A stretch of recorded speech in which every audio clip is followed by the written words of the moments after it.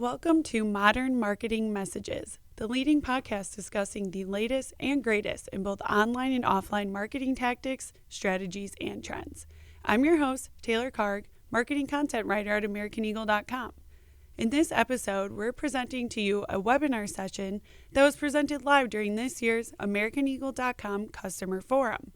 This forum is a special event exclusively for existing AmericanEagle.com clients looking to learn about the latest web trends, digital marketing, and tips and tricks to improve their overall digital presence. In this episode, we will learn about 7 SEO tips and tricks that will make you feel like an SEO expert, presented by 2 of AmericanEagle.com's digital marketing gurus, Courtney McKeown and Diane Haro. Thanks everyone for coming. I'm Courtney McKeown and I'm a digital marketing director here at American Eagle. Diane Haro is with me. She's a digital marketing specialist, and both of us have a pretty strong background in SEO, so we're hoping to share some insightful information with you today. I know we have a mix of people in different skill levels when it comes to SEO, so we're hoping that we have a little bit of something for everyone. And some of you may actually recognize Diane. I understand we played the commercial earlier, which she is a star in. So watch for her on TV. She'll be signing autographs afterwards if anybody is interested. So today, I should click through here. Today we're going to be covering 7 SEO tips and tricks that you can take away from this and hopefully apply to your own business. So the first one is Google yourself. Obviously this sounds really basic, but it's often overlooked. And the second is spy on your competition. Again, this one seems super basic, but we'll give you some good tricks into doing this. And then the third is defining strategic keywords and making sure you have a really good understanding of what those are. And then the fourth is creating SEO-friendly content. So we'll give you some really good practical ways you can create content that ranks. And the fifth item will be marking up your data for SEO. And then we'll give you some really good ideas for link building. And then finally, we're going to talk a little bit more about measuring and monitoring SEO to make sure that you're continuing to adapt with Google's changes. So this is a little bit about what you'll get from today's session. Pretty much, it's an easy way to check your index status, so this way you know what Google is actually showing people from your site. It's also ideas on how to compete against competitors. You obviously know who your competitors are. You want to be on the same level with them, if not higher ranking above them. Tips to conduct keyword research and how to not cannibalize your keywords throughout the website. An overview about how to create content that ranks for your website and for words that you want to be seen. And important tips for SEO markup. SEO markup is often overlooked, and sometimes it can be one of the simplest ways to really engage in the rankings. And actionable link strategies. Backlinking is one of the biggest, essentially, traffic sources that comes to actionable items. Referral traffic leads to higher conversion rates, so you want to make sure you have a strong link strategy. And then tips to tie SEO efforts to business results. So how are you measuring your rankings? Great.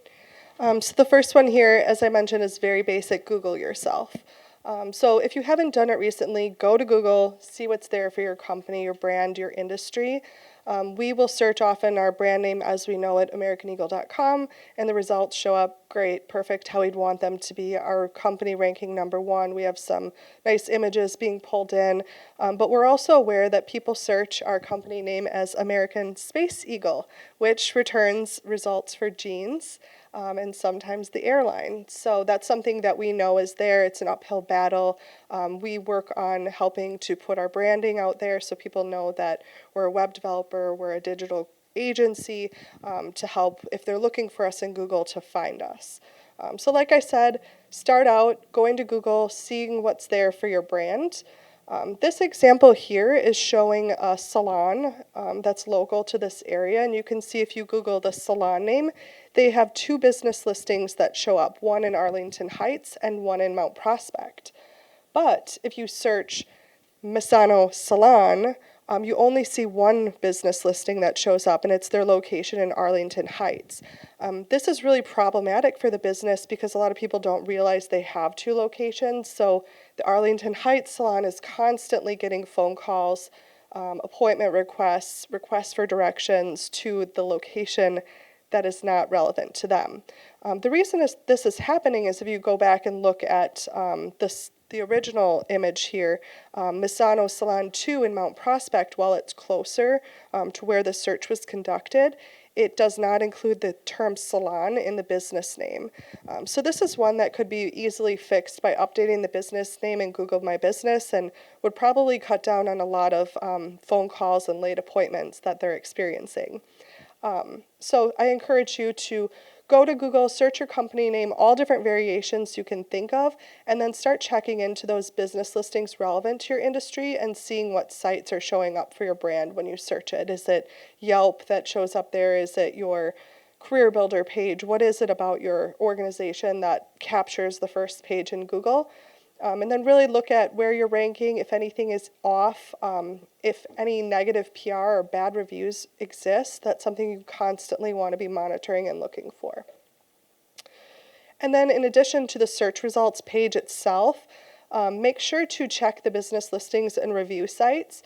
So if you just Google your brand name, you'll obviously, some of them will show up, but some of them are going to be pretty buried or deep, or might not even show up very high at all if you have a lot of traffic and communication out there about your brand. So we recommend actually just looking directly into those sites. So you might type your company name plus Yelp, or your company name plus SiteJabber, to see what people are saying about your organization out on the web, and making sure that if you have a presence that everything's correct. Your name, address, your phone number, your website, your company overview, your logos, any images about the business. And here's just a good checklist that you can start with, but bear in mind this will vary based on the type of industry you're in. So, if you're a service industry client, you'd want to be looking at something like Angie's List or Home Advisor. If you're in the travel industry, TripAdvisor is really big. So just really be aware of what directories there are. And then we recommend creating a spreadsheet, a master list of all the different directories that your business has a listing for, and including notes on it, whether or not it's a priority maybe to improve or increase the reviews, or to claim the listing, so that you have a good handle on that at all times. This next one is a site search. So doing a site search is going to Google and identifying how many pages Google's indexing for your website and what those all are. So to do a site search, you just go to google.com and then you type your site, and the URL.com, and you don't include the www or the HTTPS. And then from there, it'll show you how many pages are indexed in Google. And what you want to look for is whether or not that accurately matches what's on your sitemap or about the number of URLs you have on your site. If you see it wildly off, then you might want to look into something like a technical SEO audit to just understand why Google's maybe picking up pages that it shouldn't. Whether those are pages that are behind a login, or maybe deleted content, or maybe it's not finding the pages that you need it to find, and then we can look into why. It could be something like JavaScript on the page isn't allowing Google to easily find it, and we can help support that. So here you can see also you want to just review the search results. Start looking for any pages that shouldn't be there, and then look at the titles and descriptions and whether or not it's how you want them to appear. So this is Crayola, and when we looked up the site, we can see that this is their main store page on Crayola.com, shop.crayola.com, and it's showing site -/ here, which isn't really a great experience for the user. It doesn't just jump out. Like if you want to buy Crayola products, that's where you would buy them. So those little things are things that you can look for to help then increase click-through rate by really putting your best foot forward. And the next one, again, pretty straightforward, but kind of go through the same exercises with your competitors and see what's out there for them. So questions that you want to ask is, who is ranking for the keywords that you're trying to capture? And then start poking around and see what they're doing. So you can check out what types of content they're producing. So if they're keeping up a blog, look at how frequently they're posting, what topics they're writing about, look at how deep the content is on their website. to get a really good understanding of why they might be ranking for the term over you. And then again, check what keywords they're targeting. You can look directly at their title tags, their headings on the site, and usually get a good understanding of what their core search term is. You can usually look at their homepage and see what's up in the title tag browser to understand how do they describe their business? What's that main keyword they go after for their homepage and then their core product or service pages on the website. And then also check their reviews and see what they're doing. So see if they have a good quantity of reviews, what their ratings are like, how frequently they respond to reviews, and understand if maybe that's an area that you want to put more focus in for your business.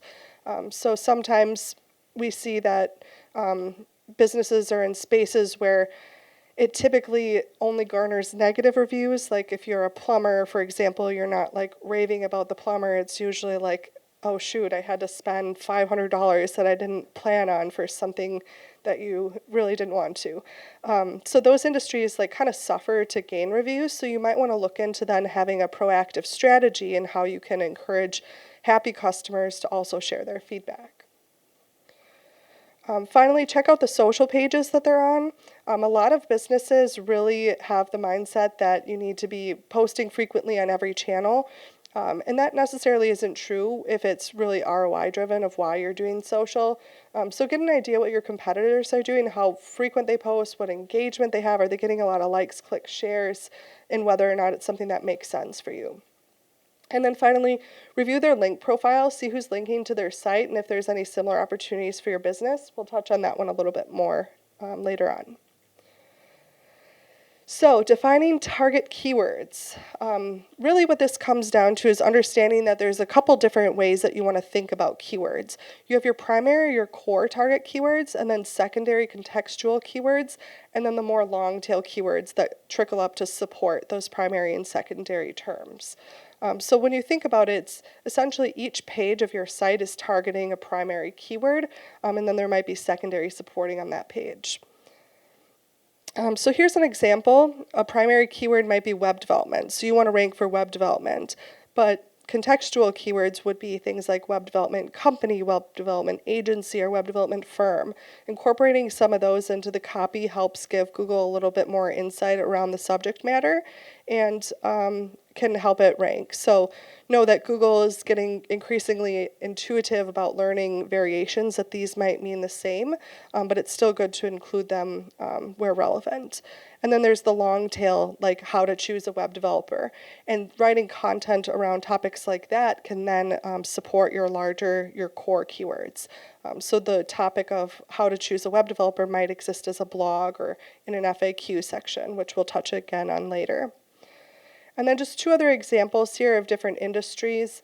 Again, those long tail pieces, that's often where blog content can live, and then the blog can then rank or link back to the primary keyword page or the primary service page to support it.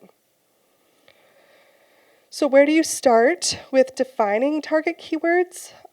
Really, you start with brainstorming. As somebody who's really close to the organization, you know the products, the services, the industry, the brands the best.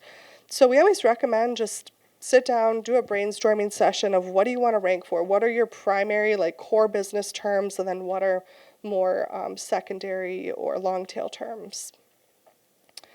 And then also go to Google and start doing test searches. And you can see what Google autofills related to your industry. And then these topics are often great for long tail topics. So for example, here we work with a large organization that sells canned tomato products. And it's at first you think, well, how much can you really write about canned tomatoes? But if you go to Google and start typing best recipe with canned tomato, you can see things like people search easy recipes with canned tomatoes, which you could take that topic and then write a blog compiling a bunch of really easy recipes with canned tomatoes. Or you might want to take easy salsa recipe with canned tomatoes and write a recipe about it, use recipe markup on it, and that's a really good opportunity for a long tail keyword phrase that can then help this organization rank for canned tomatoes. And then also check out the people also ask.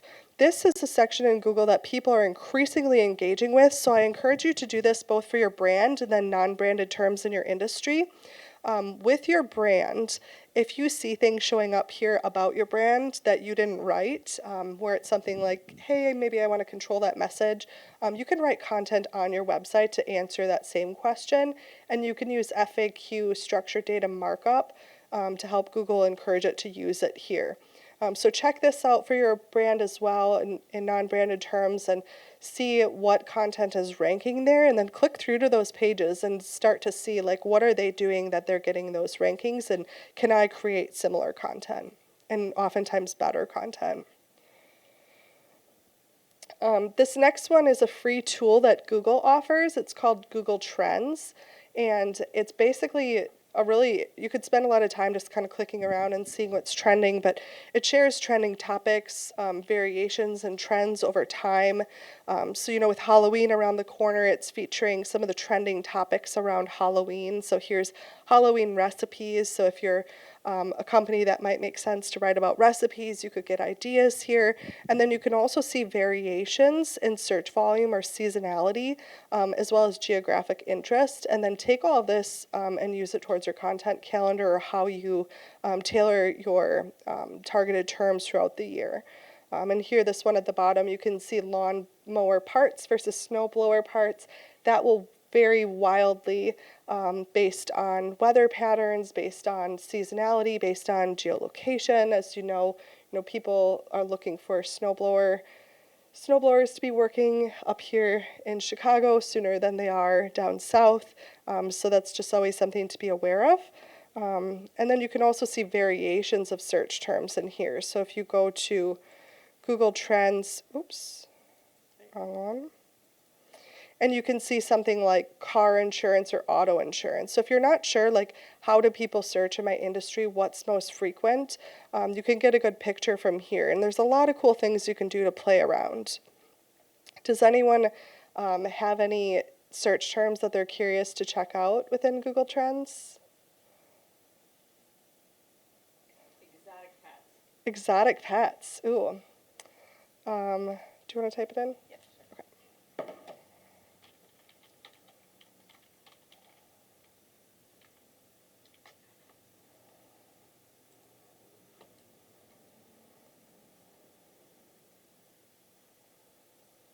So this is the interest over time, and then you can scroll down even further and see the regions where it's even more popular. So it looks like Mississippi is most interested in exotic pets.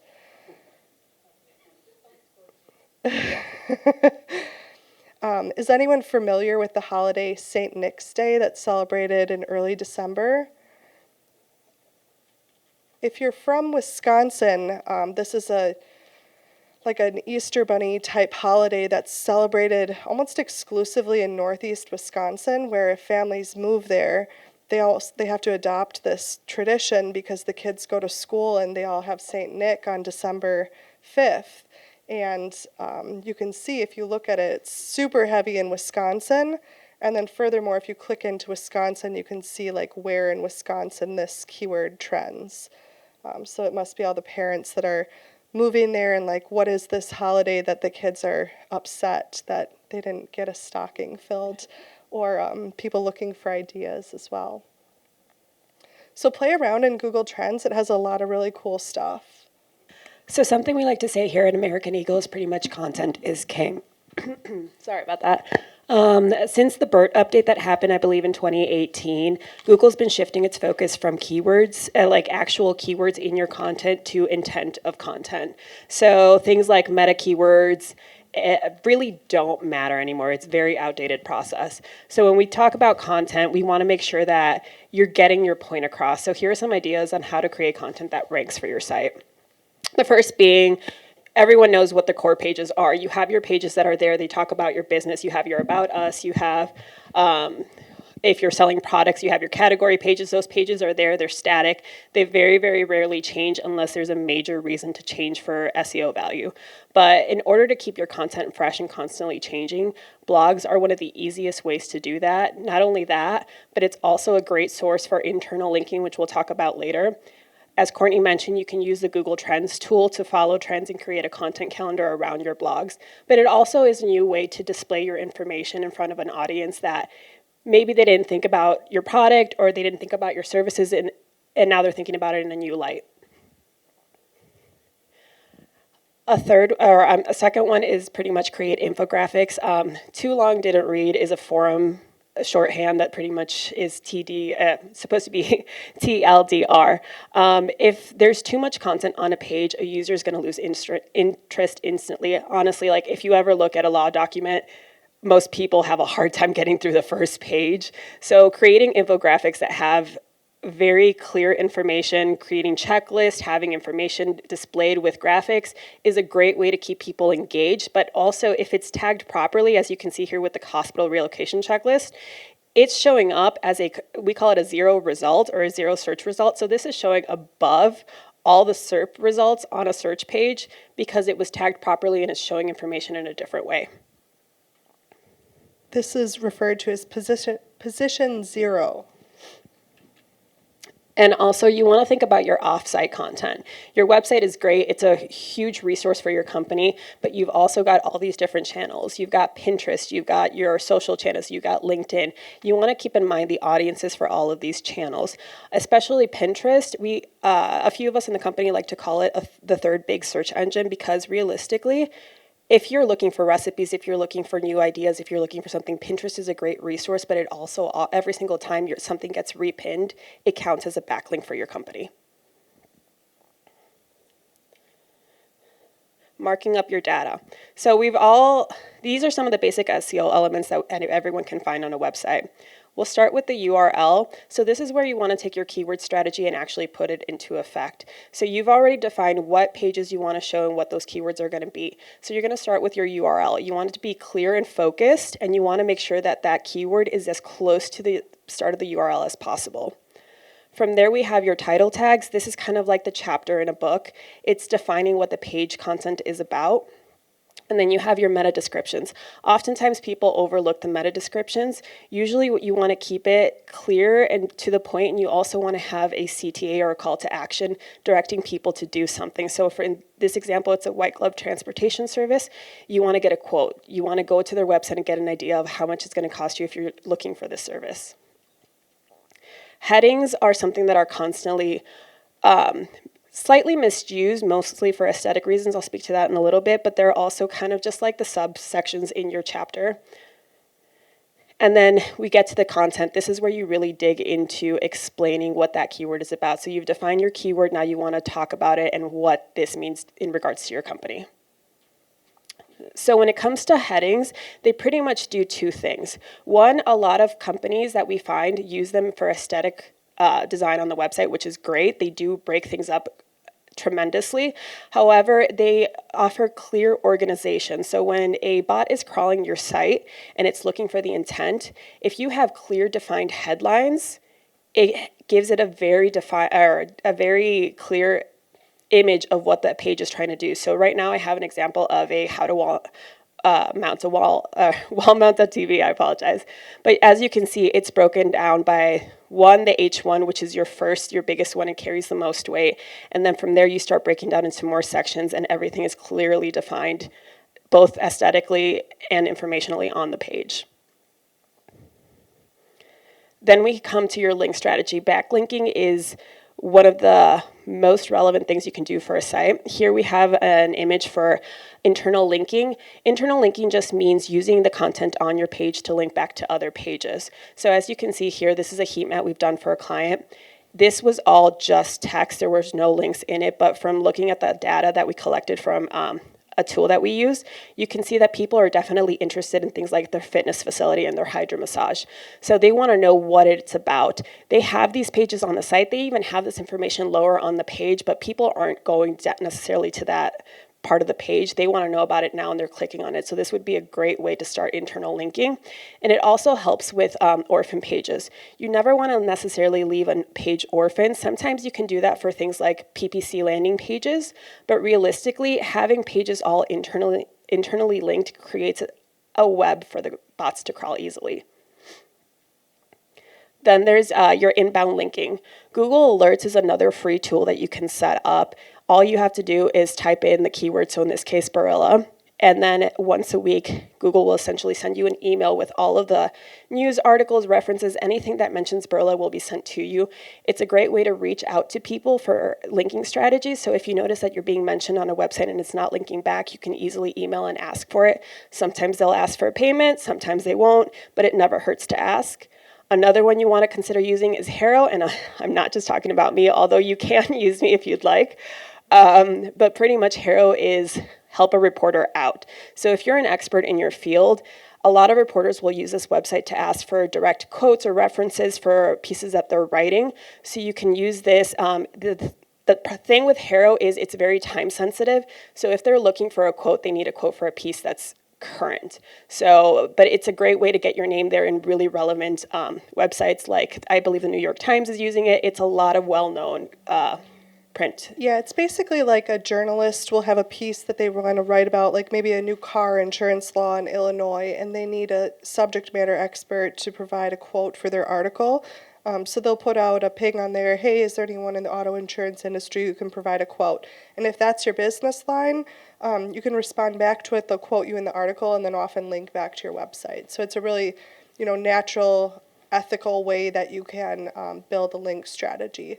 So I encourage, if you have the time to sign up for it and monitor those. I think they send out 3 a day for prompts for people that are industry experts to provide quotes.